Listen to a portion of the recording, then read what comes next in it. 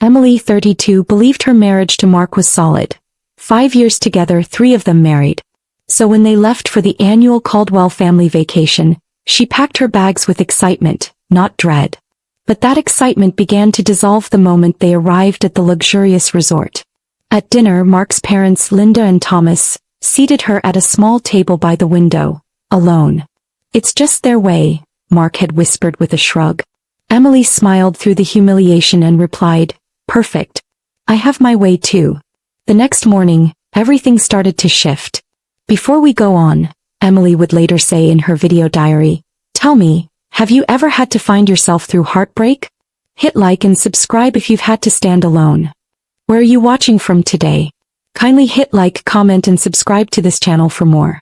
She remembered how it all began. Emily met Mark 6 years earlier at her college roommate's wedding. She was maid of honor, he was a groomsman. From their first conversation it felt different. Mark asked thoughtful questions, listened to her speak about her marketing career, and they talked for 5 hours straight. At the time, Emily had just landed a manager position at a tech startup in Seattle. She was proud of her independence and wasn't even looking for love. But Mark changed that. He was warm, charming, and ambitious, already well-positioned in finance. Their chemistry was undeniable. 3 months into dating, Mark introduced Emily to his family. That's when the unease began. His mother, Linda, with her cool smile and calculating eyes, asked questions that didn't feel like small talk. "What do your parents do?" she'd asked. "Teachers," Emily replied proudly. Linda didn't hide her disappointment. Thomas had quickly turned the topic back to Mark's work achievements. "They're just old-fashioned," Mark had reassured her later. "They'll come around." Emily had believed him. A year and a half later they were married. But their simple dream wedding became Linda's society gala. Emily's one bridesmaid was drowned out by 5 groomsmen. Even then, Mark told her it was better not to make waves. Emily's parents, David and Karen, had embraced Mark from the start. Her sister Megan teased him like he was already part of the family. Dinners were loud, messy, joyful. Everyone's opinion mattered. In contrast, the Caldwells thrived on polished surfaces and controlled emotions. Still, Emily focused on building her new life with Mark. They lived far from Boston in Seattle, and she poured herself into creating a warm home and supporting his career. Mark traveled a lot, but their weekends were full of laughter and affection. She thought they were happy. They even talked about starting a family soon. Once, the timing was right. The Caldwell family's annual summer vacation had been easy to dodge before. Once because of her deadlines, another time because of Mark's travel. But not this year. Thomas was retiring as CEO of Caldwell Investments, and the whole family would gather in the Hamptons to celebrate. "Just 1 week," Mark had promised. "It'll be fine." Emily had smiled, though a quiet anxiety stirred inside her. When they pulled up to the Ocean Crest Resort, a 5-star paradise with manicured lawns and ocean views, Emily hoped maybe this year would be different. But the moment Linda hugged Mark and offered Emily a polite, distant smile, she knew this wouldn't be a vacation. It would be a test. As soon as they stepped onto the veranda, Thomas clapped Mark on the back and pulled him straight into a conversation with his brothers Andrew and Daniel. Emily stood beside their luggage, unnoticed. "Need help with your bags?" asked a familiar voice. It was Sarah, Mark's younger sister, the only Caldwell who ever made Emily feel somewhat welcome. "They'll be talking business for hours," Sarah said with a sympathetic smile. As they walked through the grand lobby, Sarah rattled off the list of attendees. "Andrew's wife Allison is here, and Daniel brought his new fiancée Grace. Aunt Patricia's here too, and don't forget Emily and Thomas. Yes, the cousins." "Quite the crowd," Emily said, trying to sound cheerful, but her stomach twisted with unease. Sarah simply nodded and added, "Mom's been planning this for months. Everything's scheduled." Their suite was stunning. Oceanfront view, king-sized bed, a bathroom that felt more like a spa. Emily barely had time to admire it before Sarah reminded her that dinner was in 30 minutes. "Don't be late," she warned. "Dad doesn't like tardiness." Emily dressed quickly in a navy blue sundress and retouched her makeup. Mark was scrolling through his phone when she stepped out. "You look beautiful," he said absent-mindedly, offering a quick kiss. At the dining room, 2 tables were arranged. One long table where the entire Caldwell family sat and a smaller one tucked by the window. When Emily moved to sit beside Mark, Linda raised a hand. Emily dear, we've arranged for you to sit over there. It's a little tight at this table. Emily blinked, confused. There were clearly empty chairs. It's just for tonight, Mark whispered. Dad wants to discuss business. Emily sat alone at her designated table, her smile frozen. From across the room she watched the family laughing, eating, talking. No one turned to include her. Not even Mark. The silence around her grew heavier with each passing moment. That night in their suite, Emily confronted him. Why didn't you say something? Mark shrugged, loosening his tie. You're overreacting. It's not a big deal. Emily stared at him. They treat me like I don't exist. He ran a hand through his hair. It's just how they are. It's Dad's retirement. Can't we just get through this? His words sliced through her and she turned away, feeling invisible in her own marriage. In the mirror she barely recognized the woman staring back. Strong, successful, but now begging for basic respect. Emily promised herself that tomorrow she'd try harder. She'd find a way to make them accept her. She still believed it was possible. The next morning, sunlight poured into the suite, warm and golden.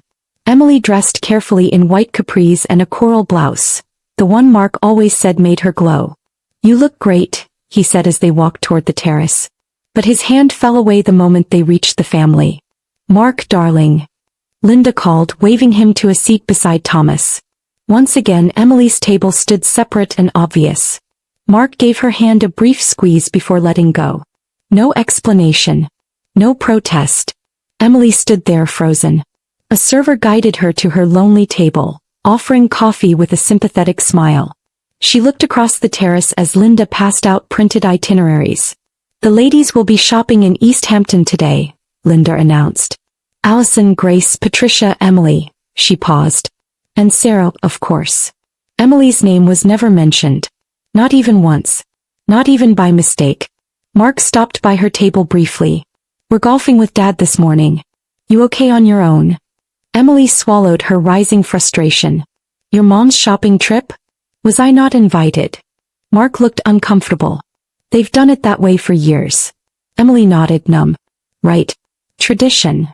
Left alone again she wandered down to the beach, the soft sand sinking under her sandals. She sat in a lounge chair staring at the waves, her chest tightening. Would you like a drink, ma'am? A cheerful voice interrupted. Emily looked up. A young resort staffer named Olivia stood smiling. Yes, Emily said, her voice cracking. Something with rum. Olivia returned moments later with a pina colada and a knowing look. Family drama? She asked gently. Emily gave a small laugh. Let's just say I didn't make the guest list for today's fun. Olivia nodded. 5 seasons working here, I've seen it all.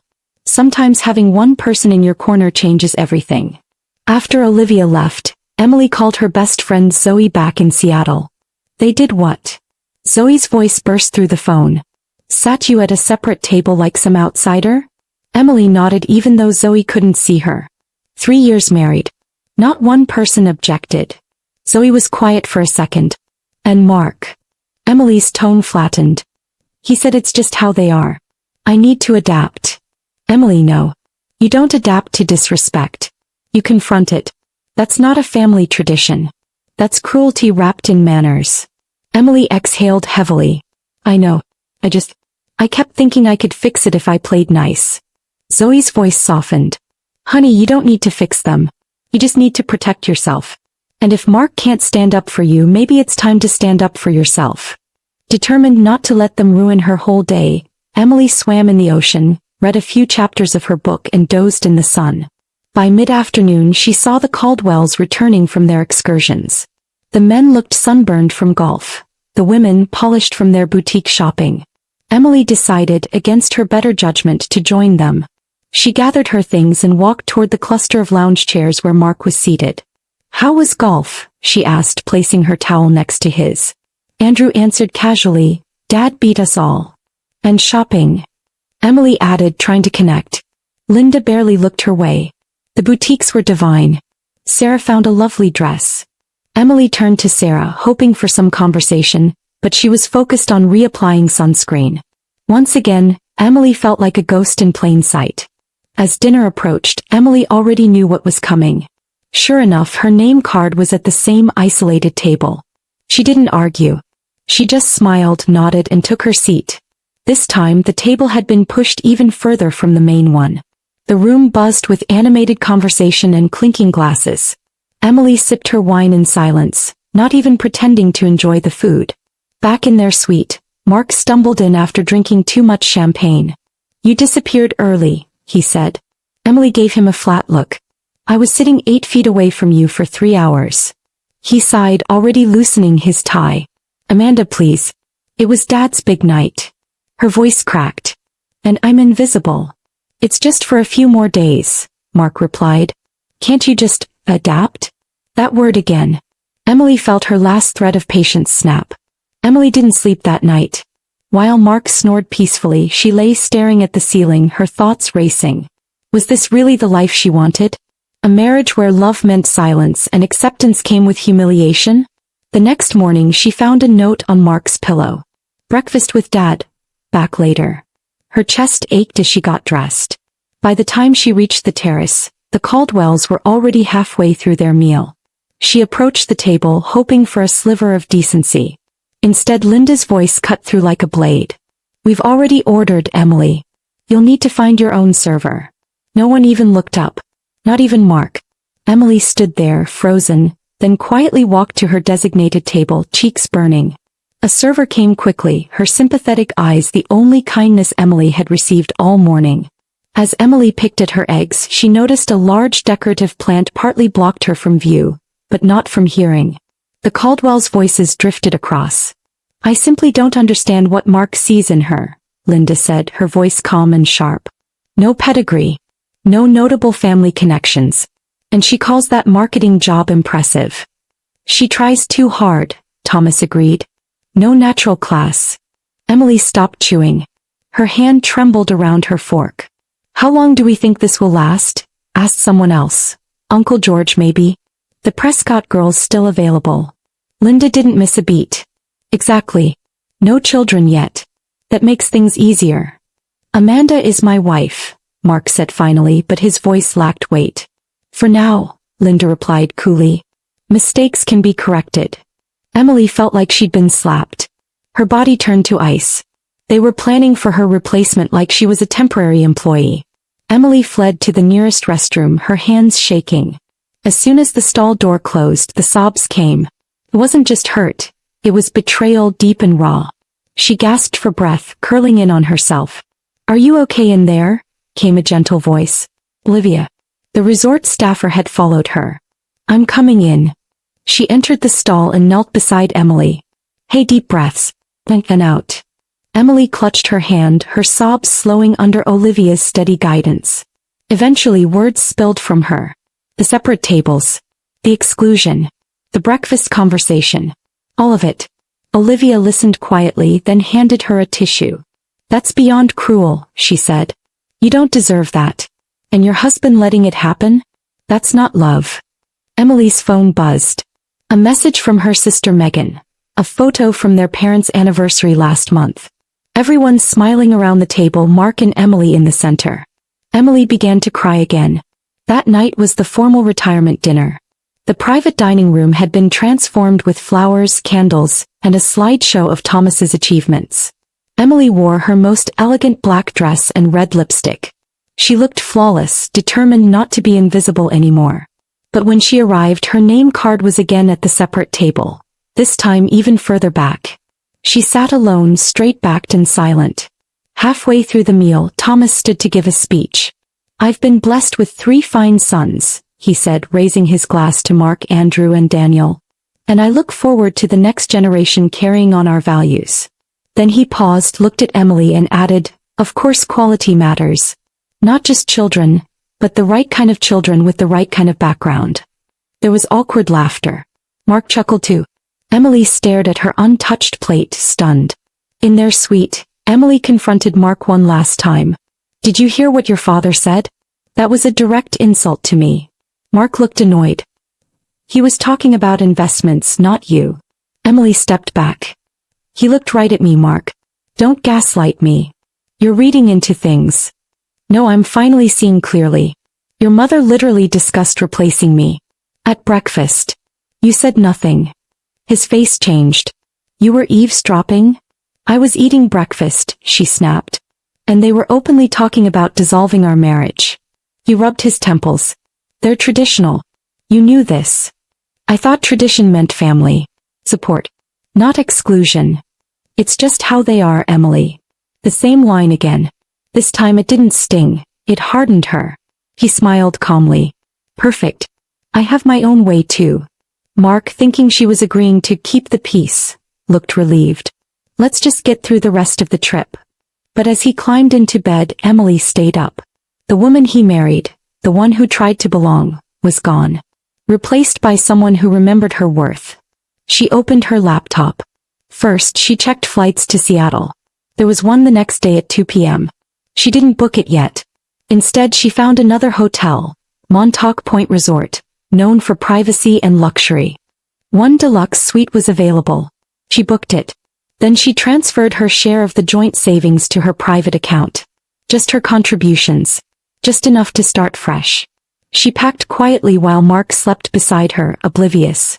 At 5 a.m. her plan was in motion. She felt heartbroken, but also strangely free.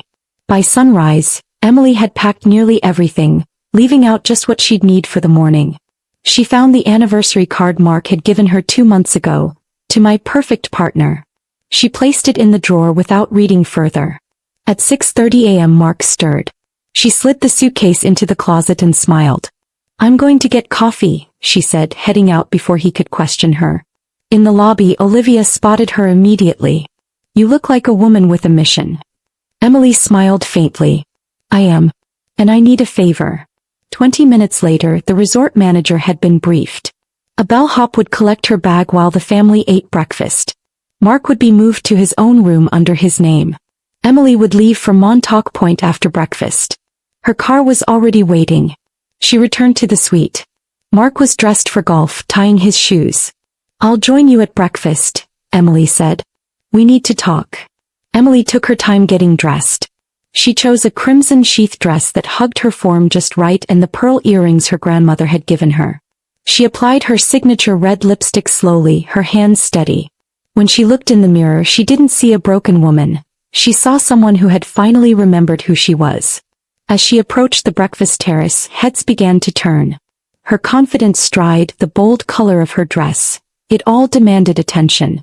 She walked past her usual small table and made her way directly to the long family table, standing tall at its head. Mark looked up startled. Emily, what are you doing? He whispered. She held up her hand calmly. Please. Let me speak. The table went silent. Good morning, Emily said, voice strong. I know I wasn't expected to speak, but I think it's time I do. Her eyes met each person's face.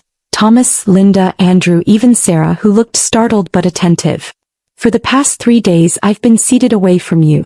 Ignored, dismissed, treated as if I don't belong. And I stayed quiet, thinking maybe if I was patient enough, polite enough, you'd finally see me. She turned to Linda. But yesterday I heard what you said. About how I'm not good enough. About the other woman you think would suit Mark better. About how lucky you are we don't have children. Murmurs rippled around the table. You may not like me, but you don't get to erase me. Thomas tried to speak, but Emily kept going. I've taken notes these last few days. Notes on how easily cruelty is disguised as tradition. Notes on a family that values bloodlines more than basic decency. But most of all, notes on a man, my husband, who stood by silently while his wife was humiliated. She looked at Mark now, her voice quieter. You told me to adapt. But I'm not furniture, Mark. I'm your partner. Or at least I was supposed to be. She reached into her bag and pulled out a white envelope. Inside was a keycard. I've booked a separate suite for you here. I'll be leaving shortly for a hotel where I'm welcome. She placed the envelope gently in front of him. You're leaving? Mark asked, stunned. I'm choosing myself, Emily replied. Something I should have done the first time your mother raised her hand and told me where to sit. You didn't object then. So I'm objecting now. Linda sat frozen. This is ridiculous, she snapped. Mark, control your wife. Emily turned to her slowly. That's exactly the problem. You don't want daughters-in-law. You want possessions. And unfortunately for you, I'm not for sale. Emily took a step back. Mark, if you decide I'm worth standing up for, not just in private but in front of them, you know how to reach me. I'll be at Montauk Point until tomorrow afternoon. After that, I'm flying home. She turned and walked out. The resort staff, already informed, had her car waiting. Olivia gave her a discreet nod as her luggage was loaded into the sleek black SUV. As they pulled away, Emily caught sight of Mark running toward the driveway. For a moment she hesitated. But then she remembered Linda's voice, "Control your wife," and Mark's quiet compliance. She faced forward. No more looking back. The ride to Montauk Point took 20 minutes. Emily arrived at a suite with a private balcony and a handwritten note waiting. "Compliments of the management. Here's to new beginnings." She exhaled deeply. For the first time in days she felt air in her lungs. The day passed like healing in motion. Emily ordered lunch to her room, booked a massage, and walked along the private beach with her phone turned off. When she turned it back on at sunset, the missed calls were endless. 12 from Mark. Some angry. Some pleading. There was a text from Zoe, "Whatever you decide, I'm proud of you." And one from her sister Megan. "Mom and Dad say come home if you need. You deserve so much better." Emily felt the tightness in her chest begin to ease. Then a knock at the door surprised her. It was a staff member holding a small gift bag. Inside was a journal with a note from Olivia. "For recording the next chapter. You inspired more people than you know." The next morning, Emily took her breakfast on the beach. The breeze was gentle, the waves constant. She felt grounded. Just as she was deciding whether to book a spa facial or catch up on her reading, a knock came. This time it was Mark. He looked disheveled, dark circles under his eyes, yesterday's shirt wrinkled. "How did you find me?" Emily asked. "I called every resort in the area." He paused. "Please. Can we talk?" She hesitated, then stepped aside. "Talk." He didn't sit. "After you left, I saw them. Really saw them. I heard what they said about managing you. Mom wanted to cut off your access to our accounts. Dad said we needed to control the narrative. And I realized, I've been part of it. Silent but complicit." Emily didn't say anything. He just watched him. "I told them all to go to hell," he said. "I walked out. I drove around for hours thinking about who I want to be. And it's not their puppet. It's your partner." She crossed her arms. "Words are easy, Mark." "I know," he said quietly. "Which is why I've already started therapy. I have a counselor. And I booked a marriage therapist too. If you're willing. I want to fight for us." Emily shook her head slowly. "I'm not the same woman you left sitting at that separate table. I need time. If we try again, it has to be on equal footing. You have decades of family dysfunction to unlearn." "Then I'll learn," he whispered. "Whatever it takes." Back in Seattle, Emily took 3 weeks for herself. Mark stayed with a friend. They met once a week for coffee, for walks, never at home.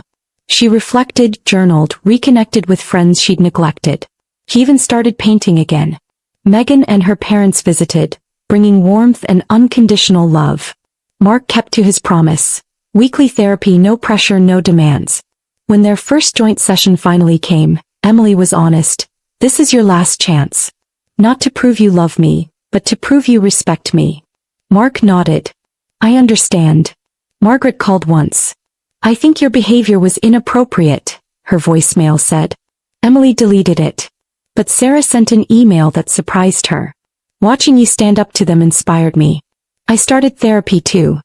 1 year later, Christmas Eve found Emily and Mark hosting her family in their Seattle home. The tree glowed, the cocoa steamed, and laughter echoed through their living room. They had not returned to Boston. Not for holidays. Not for birthdays. Emily had made one thing clear. If we're doing this, it's with new boundaries. And Mark honored them. He turned down a position at his father's company and joined a firm that aligned with his values. They still had tough conversations, but now they had tools. Real communication. Real respect. As they sat by the fire, Mark handed Emily a small box. Inside was a delicate silver bracelet. The charm? A miniature table. Emily smiled through tears. "To remind us," he said, "that we never sit apart again. We build our own table, together." Moral lesson. True love is not silent in the face of disrespect. A healthy relationship requires mutual respect, emotional courage and the willingness to stand up, not just for each other but beside each other. Never settle for a seat at the edge of someone else's table. Build your own where you are valued, heard, and whole. Remember to hit the like button, comment, and subscribe to this channel for more of this.